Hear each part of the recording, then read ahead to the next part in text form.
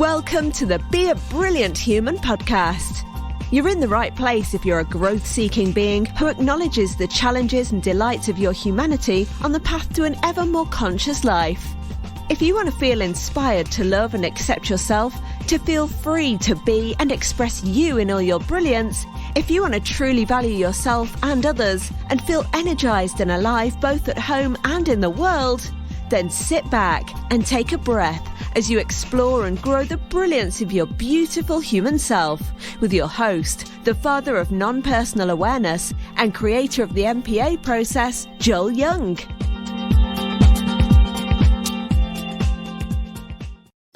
Hello, and welcome to the Be a Brilliant Human podcast with me, Joel Young.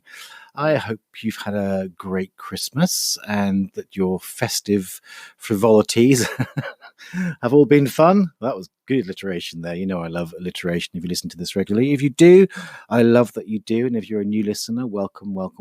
I'm so delighted that you're here.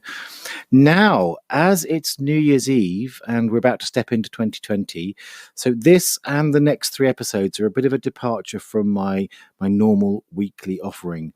In as much as, let me make a promise. I'm on a mission. I'm on a mission to raise the standards of goal setting as we enter 2020.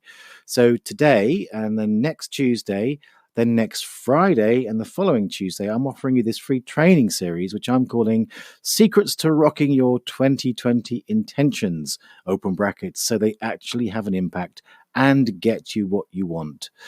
So I'm actually going to make you a bold promise that simply by listening to this series of 4 episodes, you're going to be able to radically shift how you approach goal setting or intention setting to a whole new level, such that sort of what you envision for yourself in 2020 is truly connected, truly aligned, and therefore sort of has way more chance of actually manifesting this year.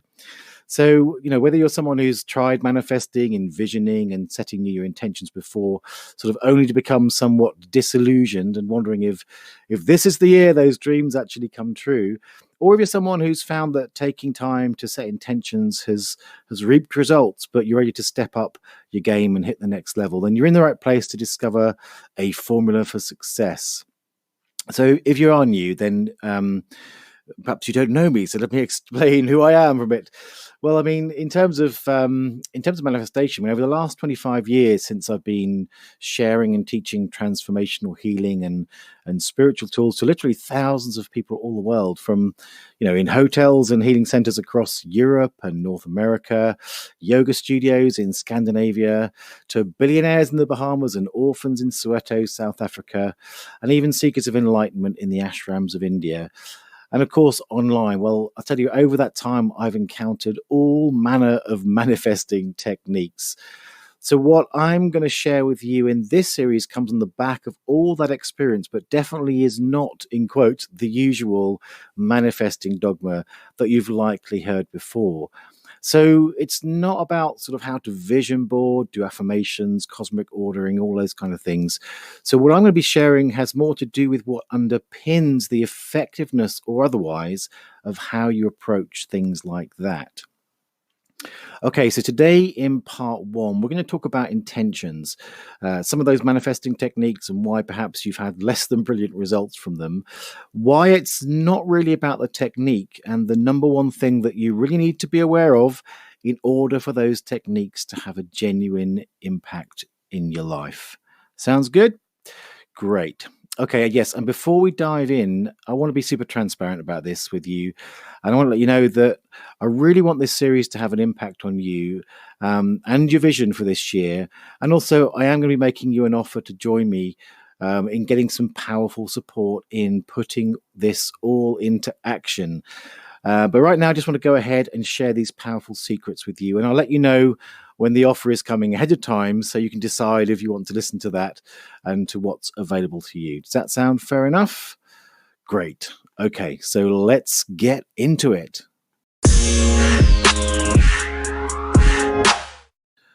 Okay, so let's start by talking about intentions. So first up, for the purpose of what I'm sharing in this series, the terms intentions, goals, vision, Prayer, resolutions, and plans even, they're all interchangeable. They all basically boil down to manifesting what you want, right?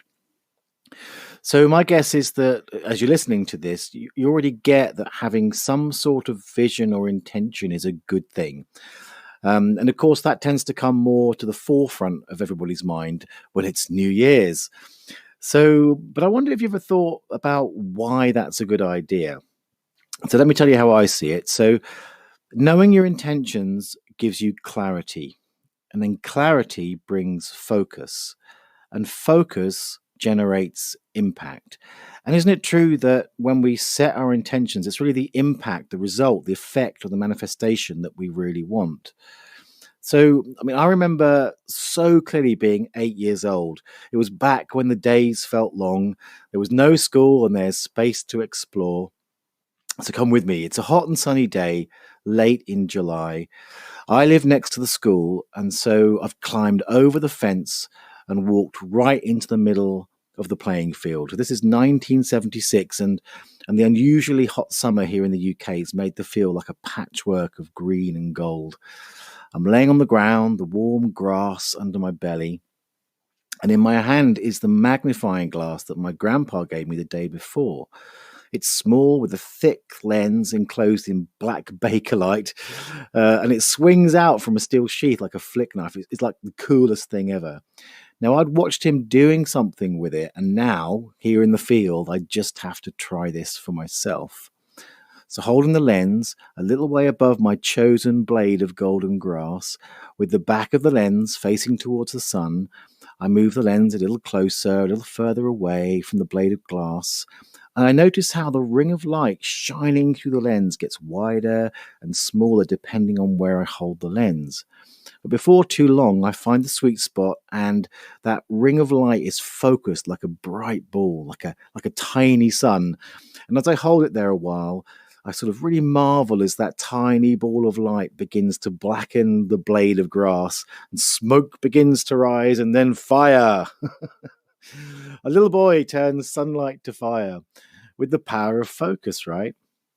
So focusing the energy, the heat of the sun onto the grass, such that the molecules become excited enough to cause combustion. Okay, it's a change of state, a transformation. Good heavens, it's alchemy in my hands. So I tell that story because how does it relate to intentions? Well, the principle is kind of proved, and it seems pretty straightforward, right? You set your intentions, you have clear thoughts, you focus on them, and you get what you want, right? Well, the problem is the thoughts, in a sense, are the magnifying glass. They're not the whole picture. So it works pretty good in certain conditions, but I discovered as a kid pretty quickly that unless the sun was clear, no matter how well I lined up with it, the magnifying glass just didn't have the juice. It might gather a little light, but not enough to have the desired impact. And isn't that what we do with all these techniques? So we write down the list of the stuff, the experiences or the outcomes that we think we want. We put pictures on a vision board. We write affirmations in our journals. So we line up the magnifying glass of our minds. But think about it. What is it that really had the impact on that day, on that blade of grass in 1976? Well, it was the sun. Or more specifically, it was the energy of the sun, which, when focused, had the power to excite the molecules and its target, the grass, enough to cause combustion, that change of state, that transformation. So you can focus the magnifying glass of your mind all you want, but unless you've lined it up with a source of energy that has the power to do the job, you'll just not have the juice. So when it comes to goals, intentions, and all those manifesting approaches, here's the fundamental piece, the most important bit that people miss. Here's the biggest secret I want you to take away today, and that's energy first. So if the energy behind your manifestation intentions is hazy, then it's no wonder that you don't get the impact you were looking for. So a way that I see this show up a lot is focusing on things, the stuff. I want a big house, I want more money, a Ferrari, a hot and conscious lover, health, whatever. These are the things. They're not necessarily energy first, are they? It's really not the thing. It's the thing behind the thing that's important here. So again, the magnifying glass takes the sun's energy and when focused on a thing, the blade of grass, applies an intense amount of the sun's energy onto that thing. And it's the sun's energy that has the impact, that flavors what happens. In my case there, or with the magnifying glass, it was heat and combustion.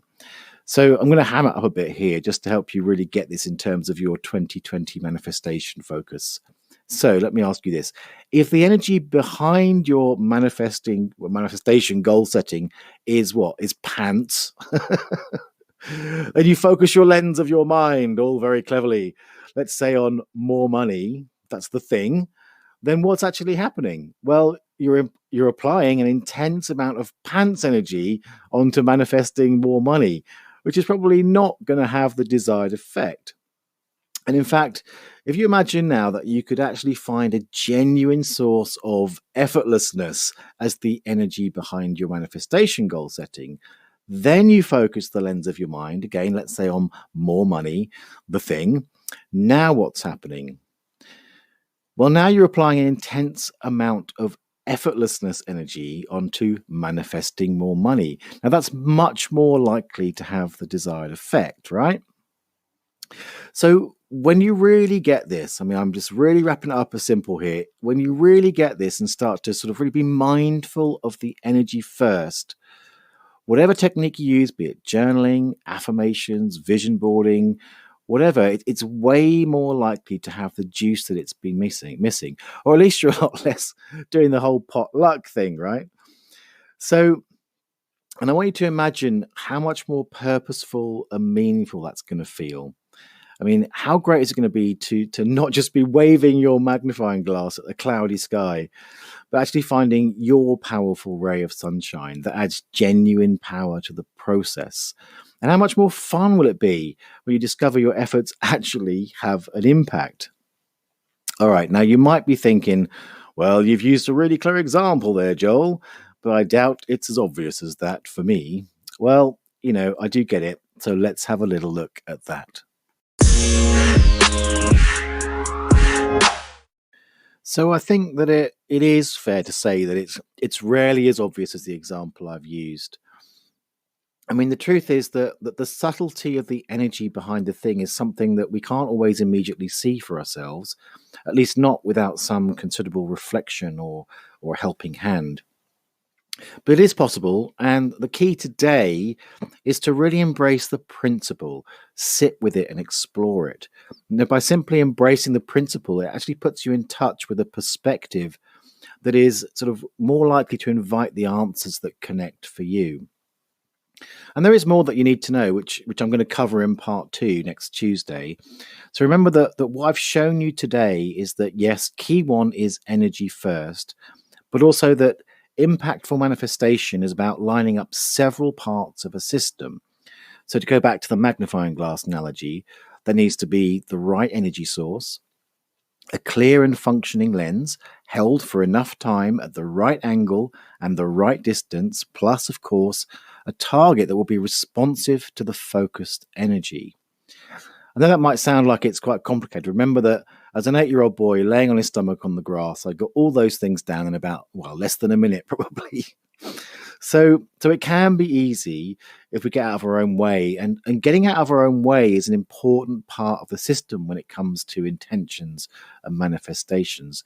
So in part 2, again, I'll be looking at things in ways that you likely haven't thought about them before. And I'll be going in depth into how we end up spinning our wheels and feeling disconnected, which makes it incredibly difficult for us, to continue the metaphor of us as the lens, to achieve and maintain effective focus. I'll also share how acknowledging our multifaceted selves resolves the apparent conflicts and paradox, which is super important, not only in terms of focusing ourselves, but also revealing the true nature of what energy is your energy first, your ray of sunshine.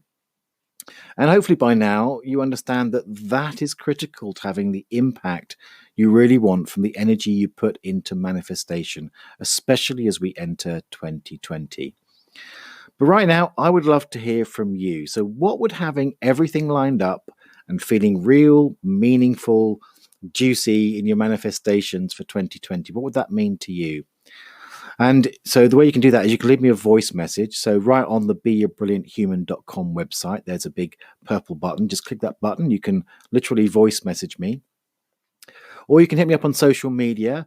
So the best place for that is on Facebook. So you can find my page by searching NPA Rocks. And also I'll leave a specific post link in the show notes as well, which you can find at beabrillianthuman.com/13. So for all the episodes of Be a Brilliant Human, just beabrillianthuman.com/number of episode will find the episode. Also on most of the social media platforms, you'll find me as at Joel Young NPA, November Papa Alpha, if you've done that already. And of course, if you like this training, it's short, swift, hopefully really packed a punch for you. If you found it useful, why not give me a thumbs up wherever you are listening to this, and make sure you subscribe so that you'll be notified when the next part comes out. And also, I would love it if you shared this with your friends.